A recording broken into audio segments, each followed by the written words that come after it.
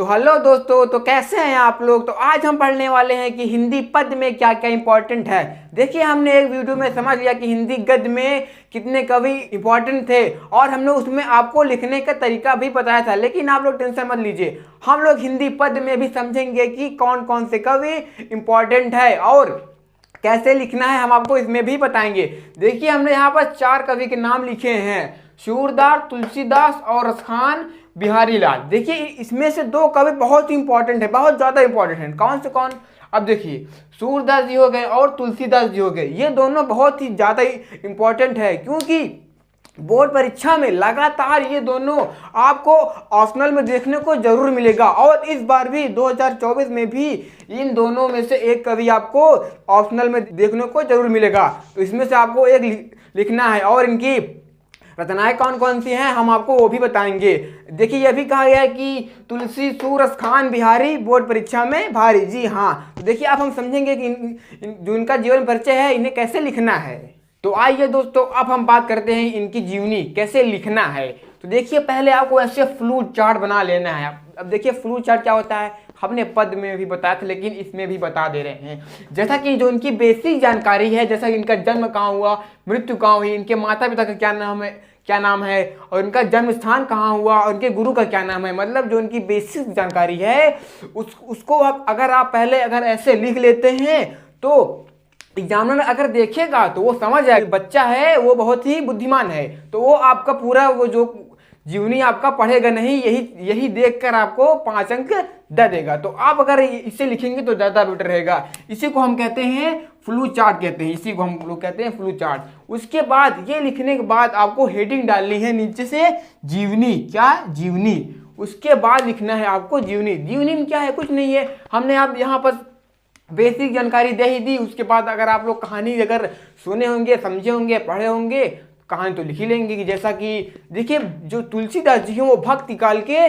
शिव प्रसिद्ध कवि हैं। देखिए, भक्ति काल के शिव प्रसिद्ध कवि गोस्वामी तुलसीदास जी को कहा जाता है। और जो इनका जन्म हुआ था, इनका जन्म उत्तर प्रदेश के, जी हाँ, अपने ही उत्तर प्रदेश के, अपने उत्तर प्रदेश में उत्तम लोगों ने जन्म लिया है। उत्तर प्रदेश के बांदा नामक जिले में राजापुर नामक ग्राम में हुआ था, मतलब बांदा जिले में राजापुर नामक ग्राम में हुआ था। अगर इनका जन्म, इनकी जो माता का नाम है, इनकी माता का नाम हुलसी देवी है और इनके पिता का नाम आत्माराम दुबे है। और जब इनका जन्म हुआ तो इनके मुख में पूरे 32 दांत थे।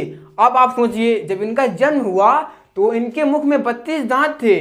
तो इनके माता पिता ने सोचा यार हमारे घर में कोई राक्षस ने जन्म ले लिया।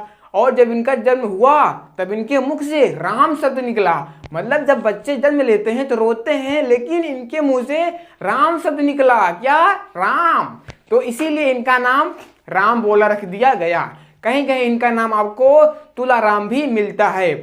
तो इनका जो जन्म हुआ था वो ठीक नक्षत्र में नहीं हुआ था। तो इनके माता पिता ने सोचा कि हमारे घर में कोई राक्षस जन्म ले लिया। तो इनके माता ने बचपन में ही त्याग दिया था। तब एक मुनिया नामक दासी ने इनका लालन पालन किया। और जो इनके गुरु हैं, इनके जो देखिए, इनके 2 गुरु थे, शिक्षा दीक्षा गुरु शेष सनातन और बाबा नरहरि दास है। जो कि जब इनकी शादी रत्नावली से हुई, आप माता रत्नावली से हुई। अब देखिए, हम माता की बोल रहे हैं क्योंकि वो जो रत्नावली थी वो भी एक कवित्री थी। ये देखिए, ये अपनी पत्नी से बहुत इतना ज्यादा प्रेम करते थे कि इनकी पत्नी एक दिन अपने मायके चली गई इन्हें बिना बताए। अब ये घर पर आए, इनके ढूंढने लगे, दिखी नहीं इनकी पत्नी। अब ये भी चल रही है अपने ससुराल। इनकी जो पत्नी थी वो चली गई थी मायके अपने, अब ये भी चल रही है ससुराल।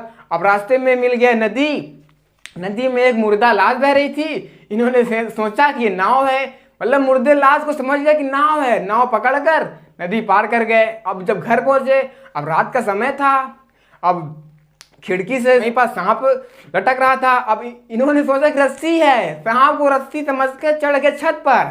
अब जब इनकी पत्नी ने देखा इन्हें तो वहां अब इनकी पत्नी इन्हें डांट देती हैं, कहती हैं कि लाज नावत आपको, दौड़े आई हूं साथ, अधिक ऐसे प्रेम को कहाँ कहूँ मैं नाथ। मतलब कि आपको शर्म नहीं आती कि आप भी हमारे साथ दौड़े चले आए, क्या यही प्रेम है? मतलब वहां पास इनकी पत्नी इन्हें बुरा भला कहती हैं। तो उसके बाद इनके मन में वैराग्य उत्पन्न हुआ। इन्होंने कहा यार हमारी बेइज्जती हो गई यार, तो तब इन्होंने सांसारिक मोहमाया को त्याग करके काशी चले गए। वहीं से इन्होंने शिक्षा दीक्षा से सनातन से ली और ये महान कवि बन गए। इनकी मृत्यु की बात करते हैं, इनकी मृत्यु 1623 ईस्वी में हो गई थी।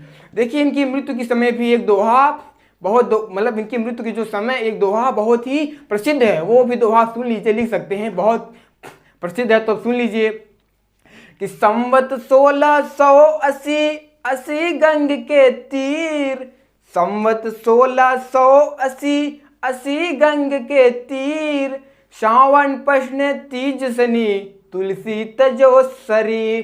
तो ये इनका जो है दोहा है, जो इनकी मृत्यु के समय में बहुत ही प्रसिद्ध था। तो ये हमारे जीवनी यहीं पास खत्म होती है। और जीवनी लिखने के बाद आपको लिखना है रचनाएं, क्योंकि जो जीवनी है आपको जीवनी का मिलता है 3 अंक और आपको 2 अंक मिलता है इनकी रचनाएं पर। तो अब हम बात करेंगे इनकी रचनाएं। तो आइए अब हम बात करते हैं कि गोस्वामी तुलसीदास की रचनाएं। तो जैसा कि आप हमारी सभी शॉर्ट वीडियो ट्रिक के साथ देखते चले आ रहे हैं, तो उसी प्रकार हम तुलसीदास जी की रचनाओं को बड़े ही मजेदार ट्रिक के साथ समझेंगे।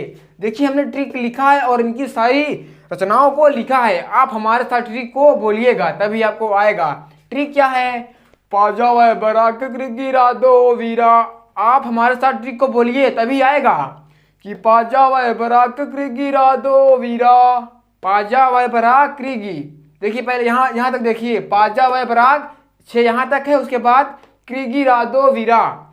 देखिए बहुत ही इंपॉर्टेंट है, आपको इनकी पूरी रचना इसी में है। अब देखिए पास हो गया पार्वती मंगल, जास हो गया जानकी मंगल, वैस हो गया वैराग्य संदीपनी, और बस हो गया बरवेर रामायण, रस हो गया रामाज्ञा प्रश्न, और कस हो गया कवितावली। यहाँ तक 6 हो गया। अब देखिए फिर यहाँ देखिए क्रिगी, कृष हो गया कृष्ण गीता, गीस हो गया गीतावली, रस हो गया रामायण ऐचू, और दोष हो गया दोहावली, वीस हो गया विनय पत्रिका, और रस हो गया रामचरित मानस। और जो इनकी 13वीं रचना है वो है हनुमान बाहु। देखिए जो इनकी रामचरित मानस है ये इनकी प्रसिद्ध रचना है, तो ये आपके लिए बहुत ही इंपॉर्टेंट है। कौन सा?